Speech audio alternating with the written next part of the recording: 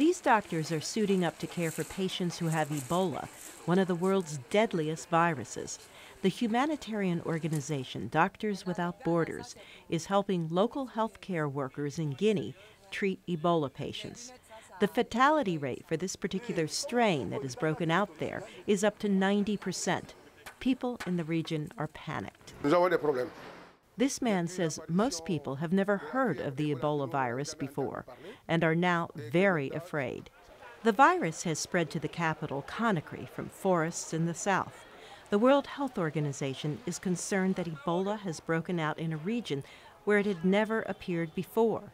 But Dr. Anthony Fauci, the director of the Infectious Diseases Division at the National Institutes of Health, says Ebola's appearance in West Africa should not come as a surprise. It's a disease that's spread by direct contact with an infected person, but it's also spread by exposure to an infected animal like a bat.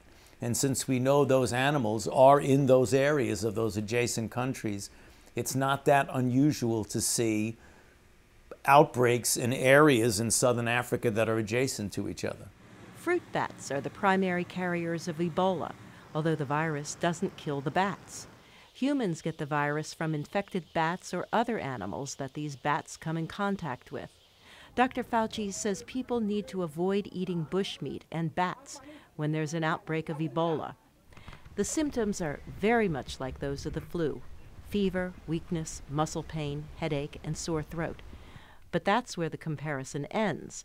The next stage in Ebola is vomiting, diarrhea, and in some cases, internal and external bleeding. The flu is airborne. Ebola is not. Ebola is almost invariably spread by direct contact with bodily fluids, particularly blood and secretions, vomit, things like that, of people who are deathly ill and people are taking care of them. So it's usually family members, physicians and healthcare providers, ministers who minister to the sick and to the dead, and to morticians who take care of the bodies. The best way to control the virus is to get people with symptoms into isolation wards.